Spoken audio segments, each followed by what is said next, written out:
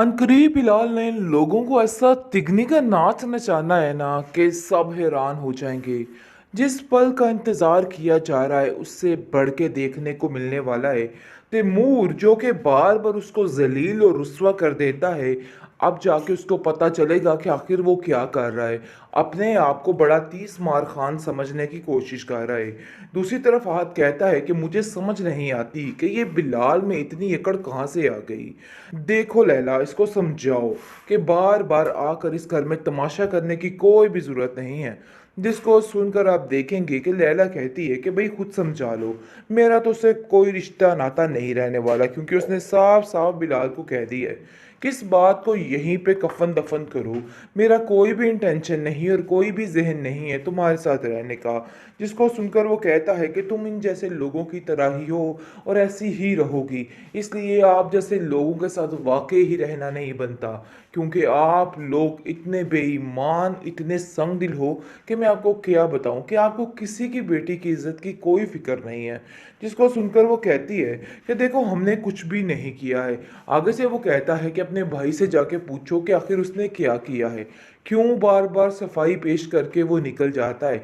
हर चीज़ का इल्ज़ाम ईमान को दे के हर चीज़ से निकल जाना ये कहाँ की बहादुरी है। अपनी ज़िंदगी को तो वो अच्छे तरीके से जी रहा है और उसकी ज़िंदगी वहाँ पे अजीरन है। और अफसोस की बात यह है कि किसी काम में वो उसका साथ भी नहीं दे रहा। अफसोस तो मुझे इस बात पर हो रहा है। आप देखेंगे कि वो कहता है कि देखो, बार बार मेरे मामलात में टांग घुसाने की कोई भी ज़रूरत नहीं है। मैं ये कतई बर्दाश्त नहीं करूँगा कि तुम ऐसा करो। जिसको सुनकर वो कहता है कि नहीं, तुम्हें बर्दाश्त करना होगा, क्योंकि तुम जो कुछ कर रहे हो मैं एक इंसान होने के नाते कभी बर्दाश्त नहीं करूँगा कि तुम किसी के साथ से ऐसे बिलाल ही खिलवाड़ करो। सच्चा है और हम सब झूठे हैं।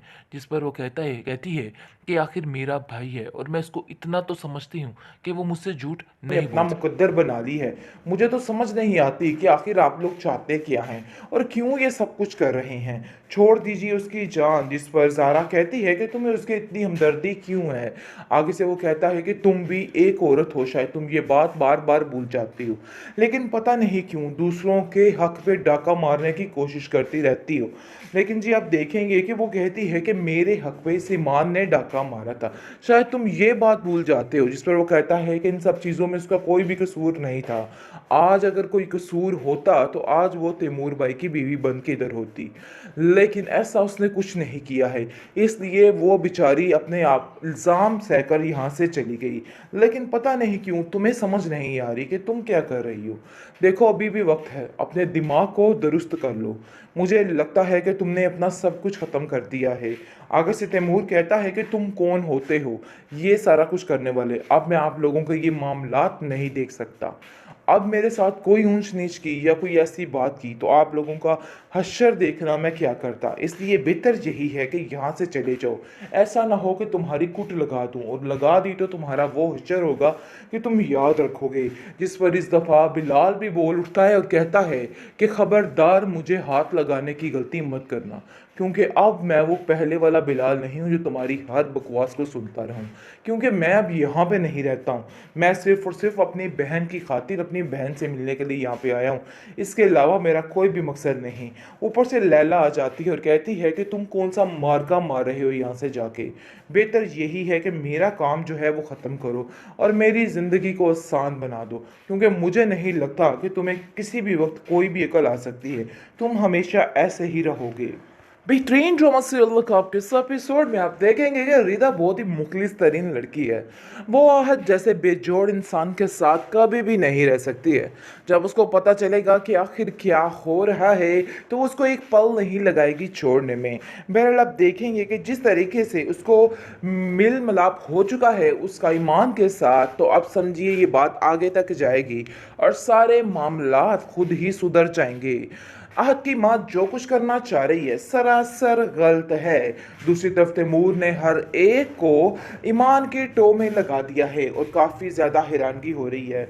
और फिर उसका बाप उसको कॉल करता है कि बेटा जी यहाँ पे सारे काम कंप्लीट हो चुके हैं, तुम वापस आ जाओ। लेकिन बिलाल के कानों ये बात पहुँच जाती है कि तैमूर जो है वो वापस आ चुका है और सारा जो कर रहा है, सारे छापे मरवा रहा है, ये सारा कुछ तैमूर ही कर रहा है। और वो ज़ारा को आके समझाता है और कहता है कि भाई समझाओ तैमूर को, ये क्या हरकतें, क्या बचपना शुरू किया हुआ इसने, आखिर क्यों ये सब कुछ कर रहा है, मुझे तो समझ नहीं आ रही, उसको समझाने की कोशिश करो। जिस पर वो कहती है कि मैं किसी को कुछ नहीं समझा सकती, क्योंकि सब मेरे आपे से बाहर है यहाँ पे और अपनी मर्जी करने वाले हैं, इसलिए मुझ पर बार बार ब्लेम करना बंद कर दो। लेकिन जी आप देखेंगे कि वो कहता है कि मुझे समझ नहीं आ रही कि तुम हक के लिए आवाज़ क्यों नहीं उठाती हो, हमेशा से तुमने ऐसा किया है, लेकिन अब ज़्यादा देर तक ये हरकतें तुम्हें नहीं करने दूंगा। बात तो ये तय है कि तुम्हें अब कुछ ना कुछ करना होगा। बस जी सब वेटिंग पे लगे हुए हैं कि कब इसकी सक्सेस सामने आएगी और हर चीज़ दरी की दरी रह जाएगी, क्योंकि अब इंतज़ार ही बिलाल की सक्सेस का है कि कब वो अपने परवान चढ़ेगा और सबको उनका ज़वाल याद करवा देगा।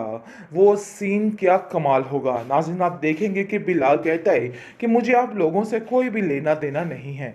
जहाँ तक रही ईमान की बात, तो ईमान से सिर्फ़ और सिर्फ़ मेरा इंसानियत का रिश्ता है, और ये बात जितनी जल्दी हो सके आप लोगों को समझ लेनी चाहिए, क्योंकि आप लोग कुछ भी नहीं समझना चाह रहे।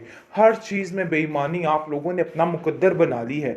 मुझे तो समझ नहीं आती कि आखिर आप लोग चाहते क्या हैं और क्यों ये सब कुछ कर रहे हैं। छोड़ दीजिए उसकी जान। जिस पर ज़ारा कहती है कि तुम्हें उसकी इतनी हमदर्दी क्यों है। आगे से वो कहता है कि तुम भी एक औरत हो, शायद तुम ये बात बार बार भूल जाती हो, लेकिन पता नहीं क्यों दूसरों के हक पे डाका मारने की कोशिश करती रहती हो। लेकिन जी आप देखेंगे कि वो कहती है कि मेरे हक पे इस ईमान ने डाका मारा था, शायद तुम ये बात भूल जाते हो। जिस पर वो कहता है कि इन सब चीज़ों में उसका कोई भी कसूर नहीं था। आज अगर कोई कसूर होता तो आज वो तैमूर भाई की बीवी बन के इधर होती, लेकिन ऐसा उसने कुछ नहीं किया है, इसलिए वो बेचारी अपने आप इल्ज़ाम सहकर यहाँ से चली गई। लेकिन पता नहीं क्यों तुम्हें समझ नहीं आ रही कि तुम क्या कर रही हो। देखो अभी भी वक्त है, अपने दिमाग को दुरुस्त कर लो। मुझे लगता है कि तुमने अपना सब कुछ ख़त्म कर दिया है। आगे से तैमूर कहता है कि तुम कौन होते हो ये सारा कुछ करने वाले। अब मैं आप लोगों के ये मामलात नहीं देख सकता। अब मेरे साथ कोई ऊंच नीच की या कोई ऐसी बात की तो आप लोगों का हश्र देखना मैं क्या करता। इसलिए बेहतर यही है कि यहाँ से चले जाओ। ऐसा ना हो कि तुम्हारी कुट लगा दूँ, और लगा दी तो तुम्हारा वो हश्र होगा कि तुम याद रखोगे। जिस पर इस दफ़ा बिलाल भी बोल उठता है और कहता है कि खबरदार मुझे हाथ लगाने की गलती मत करना, क्योंकि अब मैं वो पहले वाला बिलाल नहीं हूँ जो तुम्हारी हर बकवास को सुनता रहा हूँ। क्योंकि मैं अब यहाँ पे नहीं रहता हूँ, मैं सिर्फ़ और सिर्फ अपनी बहन की खातिर अपनी बहन से मिलने के लिए यहाँ पे आया हूँ। इसके अलावा मेरा कोई भी मकसद नहीं। ऊपर से लैला आ जाती है और कहती है कि तुम कौन सा मार्का मार रहे हो यहाँ से जाके। बेहतर यही है कि मेरा काम जो है वो ख़त्म करो और मेरी ज़िंदगी को आसान बना दो, क्योंकि मुझे नहीं लगता कि तुम्हें किसी भी वक्त कोई भी अकल आ सकती है। तुम हमेशा ऐसे ही रहोगे।